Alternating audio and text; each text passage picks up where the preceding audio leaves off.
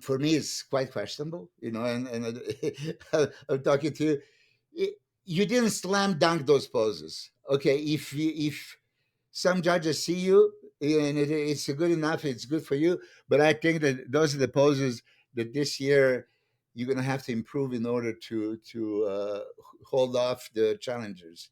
You know, you're not having a back double biceps dominance. In those poses, abdominals and thighs. Okay, that's the personal question I was going to ask you. You chose to do the vacuum, and it looked great, but it's not abdominals and thighs. I How? disagree. I disagree, and actually, so does the Tyler. judging panel. Yeah, which I said I disagree with him. For years there was what is called. It's not called vacuum Hey, pose. it's It's it's the not pose, and called that's what I space was pose. saying before. Is that what I want to do is bring something to the open stage, which I feel that I have Mhm. that you don't really see or maybe never saw. I don't. I'm trying to think of someone that did a Frank vacuum. Zane. I'm sure. Frank Zane. Frank Zane. Frank Yeah, Zane. right. So again, we're kind of going back to that Yeah. classic look, right? I want to bring that to the open stage, and you see every single classic guy hitting a vacuum. I'm pretty sure. So when they hit that a so-called ab thigh pose and vacuum, it's wow, look at this. I was doing it on the open stage, and if you look at the pictures, I think it's for me personally, and I'm not trying to be biased because it's me, but that's actually one of the coolest poses in my opinion. For you, But Frank Zane is my idol. Frank yeah. Zane vacuum pose. I love it. He would lose every ab shot ever compared in mandatory poses. And I'm saying this because they're very particular. Mandatory poses, mandatory. I'm telling them, judge all the poses. Don't judge just mandatory. Judge everything else, and then accept this, accept that. But abdominals and thighs, right? You're hiding abdominals. So I disagree with this. I mean, I disagree with Tyler when he mentioned Well, it, but it's allowed. So well, the if thing is like when we talk about body parts, right? We talk about body parts, we start nitpicking the physiques. One guy has great arms, this guy has great legs, this guy has great back, and so on and so forth. But overall, like I said, there's a list of judging criteria, right? And yeah, aesthetic shape, proportions, all that, wow factor does come into play. And so I feel at the end of the day, it comes down to who brought the best physique. Right. And in my Right. opinion, I think they have rightfully picked the winner the last several years, 100%. When it comes to overall physique, when you start nitpicking little body parts here and there, or he could have turned his arm this way or kind of posed a little bit different or whatever. Sure, yeah, okay. We can kind of go back and forth, but at the end of the day, it's like, I mean, did you like the pose? I Well, like it. Pose is a pose. I love it.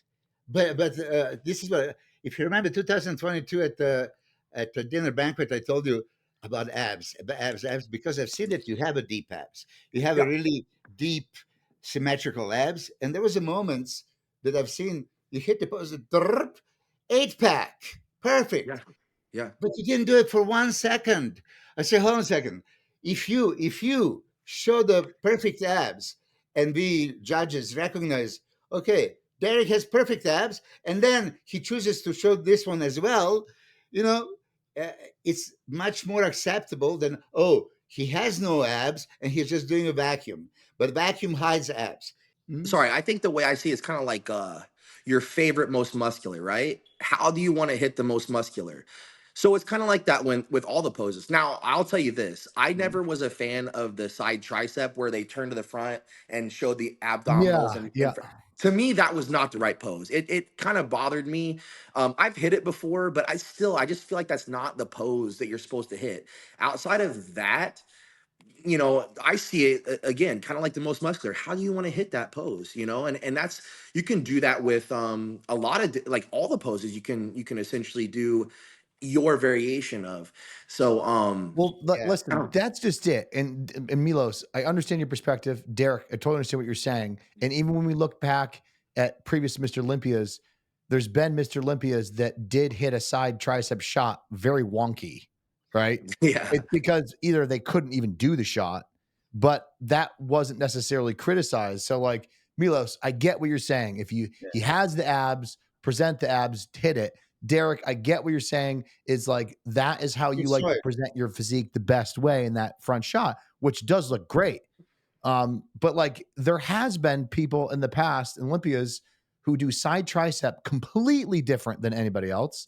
Yeah. That I've seen guys do ab and thigh where they don't do an ab and thigh, they just do they just do the side shot instead of the ab and thigh, and they never even show the front abs at all because they don't have them, or their stomach is so distended that they end up doing this instead. I've seen that multiple Olympias before. Maybe you guys even remember before there was in the rules and telling you exactly how to do each shot. And then they had a guy, bodybuilder, and they would show on him, this is how you hit frontal biceps. This is how you hit... Gary Udit did a video on that. Huh? There was a video. Yeah. Who did it? Gary Udit did a big one on that exactly. long time ago. So there was explanations, by all means. But listen, let's squash that. I do think there is bringing some freshness, and you choose. I see what you're saying. So favorite most muscular, favorite frontal biceps, favorite lat spread, right? With a vacuum, without vacuum. Favorite this, so okay, you make a point. Yeah. I did the frontal biceps always with abs. That was my choice. Mm-hmm. Don't do that, you stretch it. Well, it's my way of doing it. I even did the lat spread with the abs, right? Mm-hmm. Do I supposed to do it? That was my choice. So I hear you. It's that just this particular pose, abdominals and thighs. If you do the vacuum, you hide abdominals. So you're hiding one out of two muscles that they're asking for. Not necessarily hiding it. I think just more accentuating the small, tight waist, right? Because you can still see the abs. It's not like you can't see the abs there. It's just not, you're just not hitting it the same way as if you were to crunch down, right? Because the abs are still visibly there. It's just the waist comes in and the proportions go crazier. Right. Representing it differently. I mean, in classic, we know with classic ab and thighs, a lot of the guys, some of them, will do the vacuum the whole time, even though it's called an ab and thigh, not a vacuum pose. Mm-hmm. So anyway, let's move on from that. So what I wanted to mention before was, Derek, and I want to have in your own words, and then I can say it in my own as well, because as much as I've known you, is how do you think, coming up from starting right at USA's win to call it in 4 segments, USA's win to your first pro win to your first Olympia win, and then to your second place, how much do you feel that you've changed in a person? Not so much obviously to your family, but like as an athlete, because let's be honest, most people couldn't handle the pressure that you had. They couldn't, because how many people, even Milos, how many people do we know that could have been that weren't because they didn't have it here to keep going? I can mention 10 people who were like the next best thing, and they never could equate to it, not because of their physique, because they couldn't mentally keep their shit together. So, Derek, how do you feel that you've changed, and what has changed?